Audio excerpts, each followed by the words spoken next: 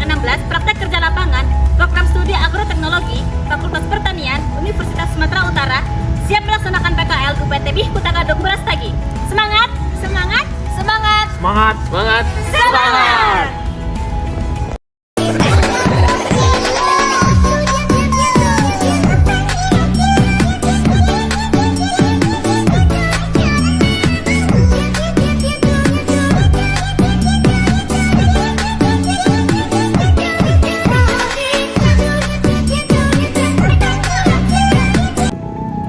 Praktek kerja lapangan merupakan salah satu mata kuliah wajib yang menjadi bentuk pengaplikasian teori yang selama ini didapat pada Fakultas Pertanian Universitas Sumatera Utara.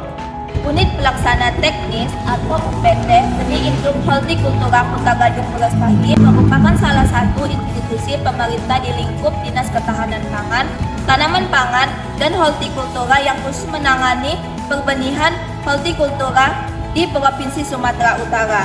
Unit ini berjarak 2 jam dari Medan.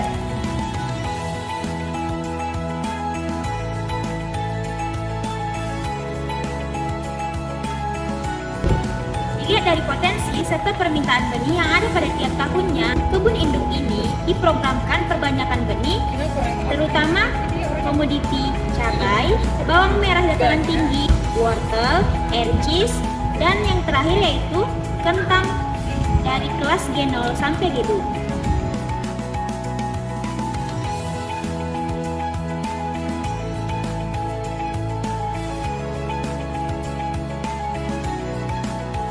Video kali ini komoditi pilihan kami adalah tanaman wortel dengan nama latin Daucus carota L.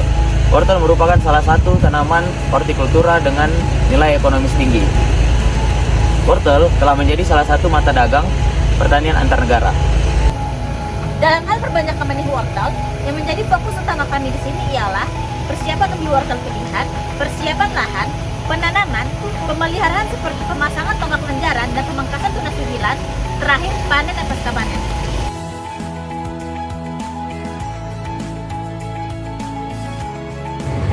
Hal yang dilakukan pertama kali dalam hal perbanyakan benih wortel yaitu persiapan umbi wortel.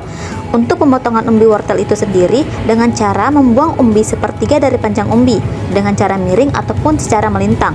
Tujuannya untuk memperluas tumbuhnya akar. Setelah itu dilakukan pembuatan lubang tanam dengan jarak tanam 75 cm dikali 1,5 meter dengan kedalaman kurang lebih 15 cm. Terus dilakukan penanaman. Penanaman pada wortel dilakukan 3 hari setelah penutupan pupuk dasar pada lubang tanam tersebut. Untuk penyiraman wortel dilakukan pada tahap awal pertumbuhannya. Tanaman wortel membutuhkan air yang cukup untuk memenuhi pertumbuhan dan perkembangan dari tanaman wortel itu sendiri. Kegiatan berikutnya yaitu penyiangan. Gulma yang tumbuh di sekitar tanaman wortel merupakan pesaing yang membutuhkan air, sinar matahari, unsur hara, dan lainnya, sehingga perlu untuk disingkirkan. Waktu penyiangan sendiri biasanya pada saat tanaman wortel berumur 1 bulan bersama dengan penjarangan tanaman dan pemupukan lanjutan. Berikutnya yaitu pembumbunan. Dilakukan pembumbunan untuk menutupi akar dan umbi wortel yang muncul di permukaan tanaman wortel.